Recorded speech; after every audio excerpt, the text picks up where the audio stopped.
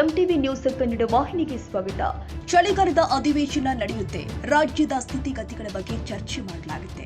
ಉತ್ತರ ಕರ್ನಾಟಕದ ಹಲವಾರು ವಿಷಯಗಳ ಬಗ್ಗೆ ಚರ್ಚೆ ಮಾಡಲಾಗುತ್ತೆ ಎಂದು ಕಾನೂನು ಸಚಿವ ಎಚ್.ಕೆ. ಪಾಟೀಲ್ ಹೇಳಿದ್ದಾರೆ. ಸೋಮವಾರ ಬೆಳಗಾವಿಯಲ್ಲಿ ಸುದ್ದಿಗಾರರೊಂದಿಗೆ ಮಾತನಾಡಿದರು. ಆಪ್ತರ ಕೃಷ್ಣ ಹೋರಾಟದ ಬಗ್ಗೆ ರಾಜ್ಯ ಸರ್ಕಾರ ಸೂಕ್ತ ತೀರ್ಮಾನ ತೆಗೆದುಕೊಳ್ಳುತ್ತೆ. ಆರ್. ಅಶೋಕ್ ಅವರು ರಾಜಕೀಯ ನಾಟಕ ಮಾಡುತ್ತಾರೆ ಎಂದರು. ಸುಮಾರು 12ಕ್ಕೂ ಹೆಚ್ಚು ಬಿಲ್ಗಳು ಈ ಸದನದಲ್ಲಿ ಚರ್ಚೆಗೆ ಬರ್ತಾವು. ಈಗೇನು ನಮ್ಮ ರಾಜ್ಯದ ಸ್ಥಿತಿಗತಿ ಹಿನ್ನೆಲೆಯೊಳಗೆ ಮಳೆಯಿಂದ ಆಗಿರ್ತಕ್ಕಂಥ ಹಾನಿ ಇವೆಲ್ಲವುಗಳ ಹಿನ್ನೆಲೆಯೊಳಗೆ ಸಾಕಷ್ಟು ಚರ್ಚೆ ಸದನದಲ್ಲಿ ನಾವು ಮಾಡಲಿದ್ದೇವೆ.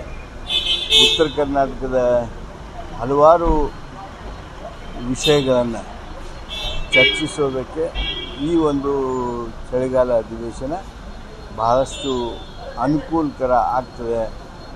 ಆ ರೀತಿಯ ಉದ್ದೇಶವನ್ನು ಈಗಾಗಲೇ ಅವಕಾಶ ಮಾಡಿಕೊಡ್ತೀವಿ ಅಂಥೇಳಿ ಸ್ಪೀಕರ್ ಅವರು ಹೇಳಿದ್ದಾರೆ, ಕೌನ್ಸಿಲ್ ಚೇರ್ಮನ್ರವರು ಹೇಳಿದ್ದಾರೆ.